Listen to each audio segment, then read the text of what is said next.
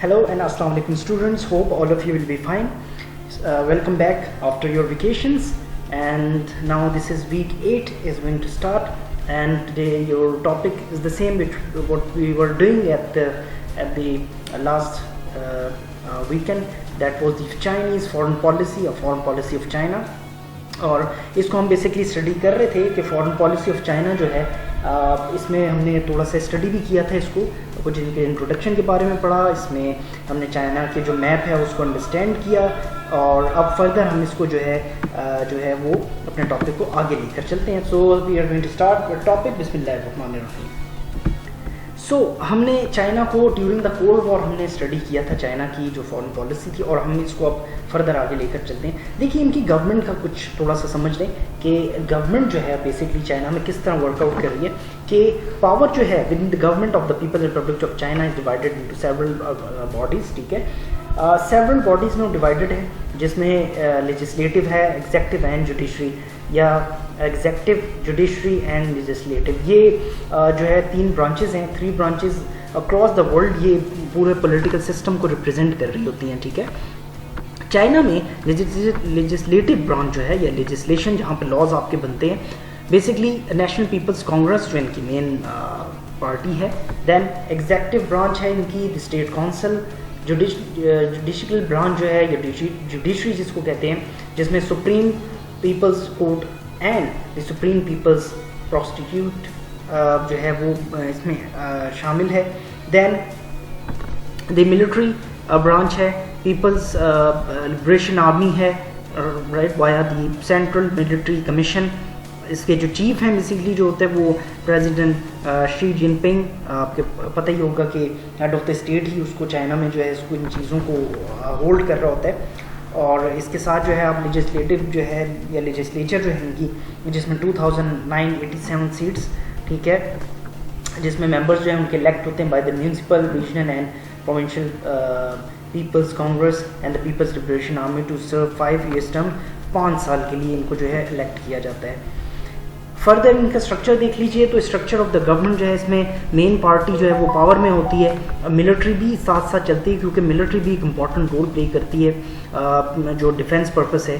Then head of the state, the organ of the state power, the state administrative organ, the state trial organ, and इसी तरह ये सारा इनका structure है जो कि पूरी इनकी जो स्टेट है उसको रिप्रेजेंट कर रहा होता है. कहने का मकसद ये है कि ये तमाम चीज़ों, ये तमाम जो इनके जो स्ट्रक्चर है ये एक दूसरे के साथ इंटरलिंक्ड हैं. ठीक है, इंटरलिंक्ड हैं, और ये इनकी जो बेसिकली ये इनके मेन ऑर्गन्स हैं स्ट्रक्चर के, इनकी जो पॉलिटिकल सिस्टम है उसके. ठीक है, और इन्हीं के थ्रू पर जो है ये तमाम जो इनके एडमिनिस्ट्रेटिव वर्क्स होते हैं वो ये लोग कैरी ऑन कर रहे होते हैं. देन पॉलिटिकल पार्टीज़ जो हैं चाइना में, बेसिकली एक पॉलिटिकल पार्टीज़ हैं. पॉलिटिकल पार्टीज़ जो हैं वो ज़्यादा इंक्रीज़ या डिक्रीज़ हो सकता है इसमें, ये डिपेंड करता है आपका, क्योंकि पॉलिटिक्स जो है वो विद टाइम टू टाइम ये चेंज होती है. तो पार्टीज़ जो है do increase and party do जो है माइनस, कहीं पर डिक्रीज़ आ सकता है पार्टीज़ में. हो सकता है कुछ पार्टीज़ ऐसी हों जिन पे बैन लग जाए, या हो सकता है with the patches of time कुछ पार्टीज़ ख़त्म हो जाएँ. ठीक है, और उनको रिप्लेस कर लिया जाए विद न्यू पार्टीज़. तो ये जो फिगर है ये अप एंड डाउन हो सकता है, इसमें परेशान होने की ज़रूरत नहीं है.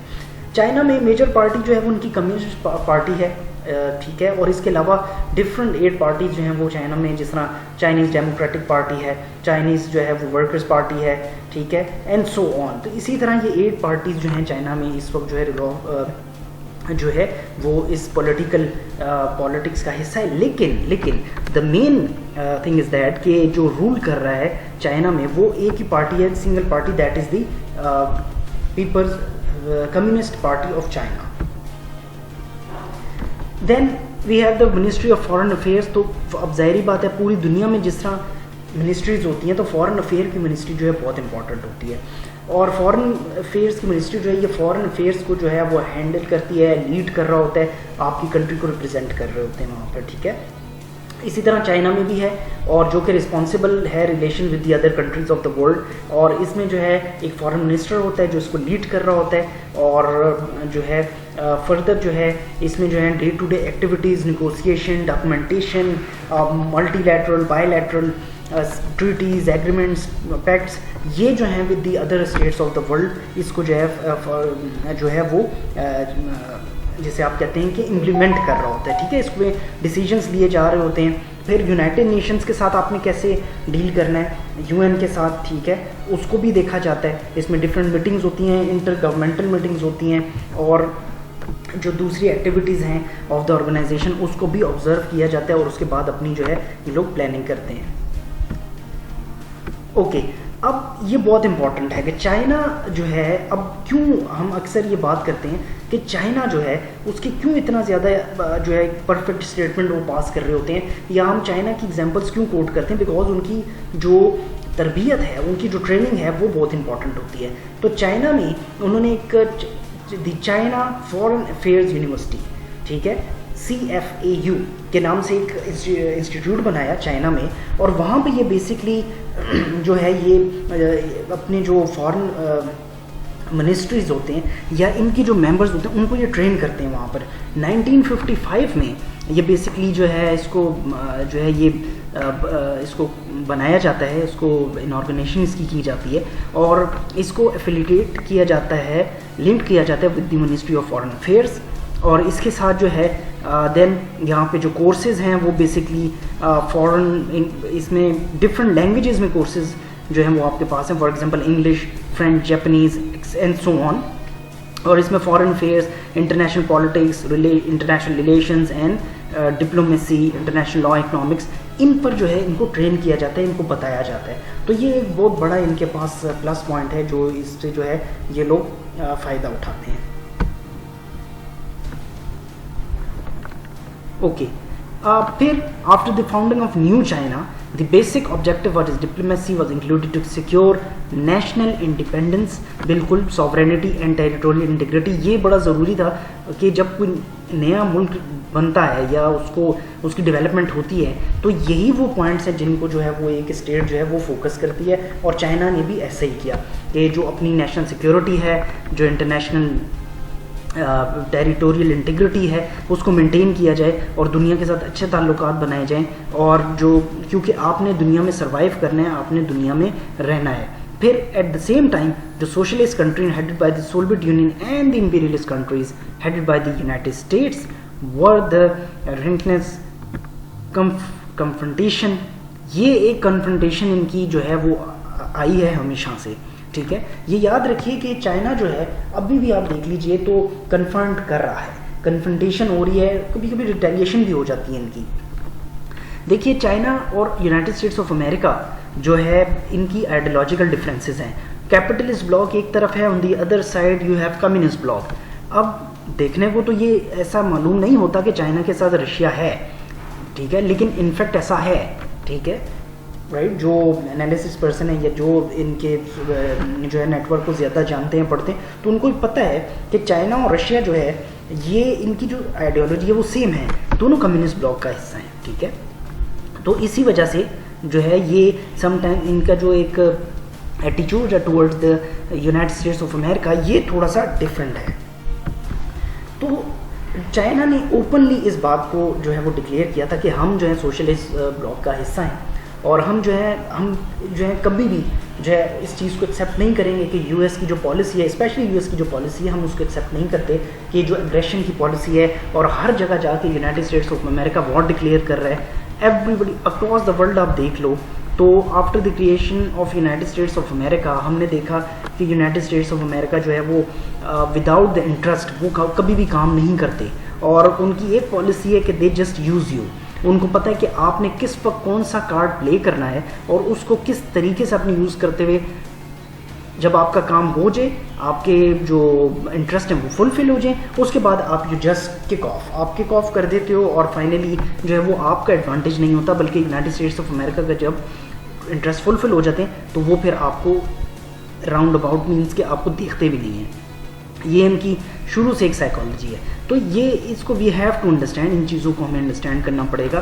सेकेंडली जो है वो आप ये देखिए कि चाइना इसीलिए जो है यूनाइटेड स्टेट्स ऑफ अमेरिका को अपोज करता है, ठीक है, कि वो कभी भी जो है हमने देखा कि चाइना ने या कभी भी चाइना और यूनाइटेड स्टेट्स ऑफ अमेरिका एक पेज पर नहीं आए, इन टुडेज़ वर्ल्ड अभी भी आप देख लें इकोनॉमिकल वॉरफेयर है। इसी वजह से आप देख लें कि जो CPEC का लॉन्च किया गया प्रोग्राम, उसके ऊपर भी जो है वो यूनाइटेड स्टेट्स ऑफ अमेरिका ने जो है उसको पॉइंट आउट किया। और मैं आपको ये भी बता दूं कि जो इकोनॉमिकल वॉरफेयर है ये CPEC भी इसका एक हिस्सा है।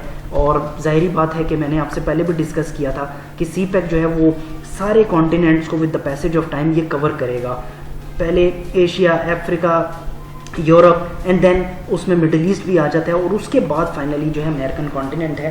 खैर it's a long way to go, लेकिन ये बेसिकली चाइनीज़ फॉरेन पॉलिसी है। आप देख सकते हैं ये सारी चाइनीज़ फॉरेन पॉलिसी है कि उन्होंने वक्त के साथ साथ किस तरह पॉलिसी उनका टर्न आ रहा है। अगर वो एक तरफ बात करते हैं सिक्योरिटी की, सॉवरेनिटी की, टेरिटोरियल इंटीग्रिटी की, राइट, लेकिन ऑन दी अदर साइड वो ये भी कहते हैं कि हम किसी ऐसी स्टेट का हिस्सा नहीं बनेंगे जो वॉर की बात करें। वॉर बिल्कुल होनी चाहिए, लेकिन just for a specific purpose. आपका जो लीगल पर्पस है उसके लिए वॉर होनी चाहिए, लेकिन वॉर पे जाने से पहले, if you go for the war before you living your home, kindly we have to take into account her history as well. हमें अपनी हिस्ट्री को देखना पड़ेगा कि हम जो करने जा रहे हैं क्या वाकई वो लीगल है या इलीगल है। ठीक है, अब आप ये देख लीजिए कि यूनाइटेड स्टेट्स ऑफ अमेरिका जिन्होंने जो डिक्लेयर की वॉर ऑन इराक, जिसमें उनको वेपन्स ऑफ मैस डिस्ट्रक्शन जब नहीं मिले तो उन्होंने उसको जो है जो उनके जो प्रेसिडेंट थे मिस्टर बुश, उन्होंने प्रेस कॉन्फ्रेंस की, और उस प्रेस कॉन्फ्रेंस में ही एक्सेप्ट कि हमसे ये बहुत बड़ा ब्लंडर हुआ कि हमने इराक पर अटैक किया, इवन दो कि हमें वी हैवंट गॉट एनीथिंग। तो ये बेसिकली इसी वजह से चाइना जो है वो यूनाइटेड स्टेट्स ऑफ अमेरिका से जो है ये they keep their self away from the United states of America, और उनकी जो साइकोलॉजी या उनकी जो फिलॉसफी है उनसे वो जो है इत्तेफाक नहीं करते।